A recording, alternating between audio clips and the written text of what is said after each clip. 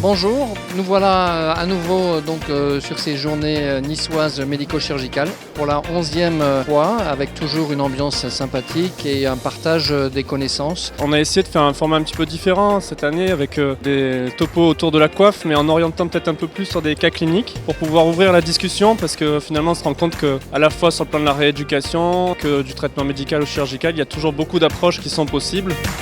Le PRP, mais aussi maintenant la possibilité d'injecter du collagène avec le PRP, voire des cellules souches. Qui peut être globalement épaissi, qui peut être fusiforme, qui peut présenter des nodules. Des muscles longs, forts, puissants comme le tendon d'Achille, avec des fibres qui sont un trajet ilicoïdal.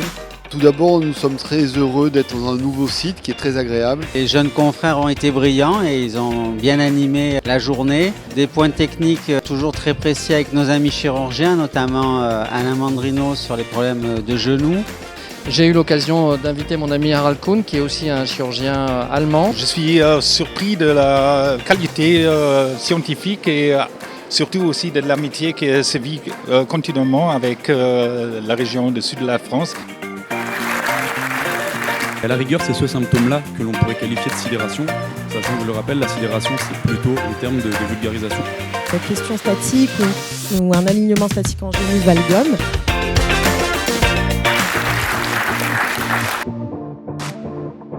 C'est l'occasion de rencontrer tout au long de la journée les acteurs référents sur la région dans le domaine médico-chirurgical, après également des rééducateurs et de présenter des solutions, des nouvelles solutions thérapeutiques qui existent aujourd'hui, à savoir notamment la réalité virtuelle, c'est ce que nous présentons aujourd'hui. J'utilise principalement la réalité virtuelle pour les membres supérieurs, les épaules. Je suis encore une patiente qui a été diagnostiquée avec une capsulite rétractile. Et effectivement, grâce à la réalité virtuelle, on a pu travailler ensemble pour qu'elle ait beaucoup moins d'appréhension, de peur. Bras, donc par plein de jeux ludiques, et effectivement elle retrouve aujourd'hui l'usage de son bras fonctionnel. Nous on est ostéopathe, je trouvais intéressant de voir un petit peu le côté médical, les avancées chirurgicales. On est dans le fonctionnel, mais parfois les patients ont besoin d'aller un peu plus loin. Et c'est intéressant d'avoir différentes indications pour pouvoir réorienter après vers certains chirurgiens ou d'autres médecins. L'impact d'interventions comme celle-ci dans le cadre de congrès locaux, ça va être d'améliorer la prise en charge immédiate et chronique des patients, tant dans des paramètres de physiothérapie et de rééducation que aussi de recrutement par le biais de médecins généralistes, qui sont souvent les premiers acteurs de la prise en charge des patients et qui vont parfois manquer de référents ou de connaissances sur les pathologies chroniques, et dans mon cas en particulier sur les pathologies du poignet ou de la main.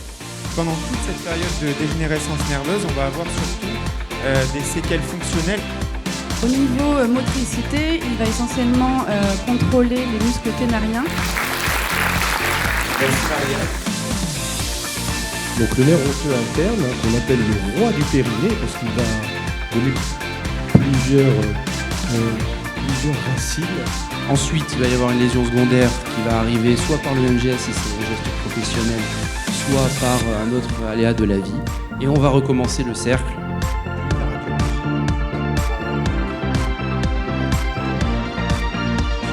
Chez le patient plus âgé, c'est surtout des fractures qui sont liées à l'ostéoporose et la sénescence, des chutes de sa hauteur, traumatisme mineur, effort de soulèvement. L'infraépineux va couvrir jusqu'en avant sur le supraépineux. On voit que des tendons peuvent être ce qu'on avait dit en overuse, donc en surutilisation. Peine à l'identifier et d'après moi, c'est une entité clinique qui est à part, à la fois dans le diagnostic mais aussi dans la prise en charge.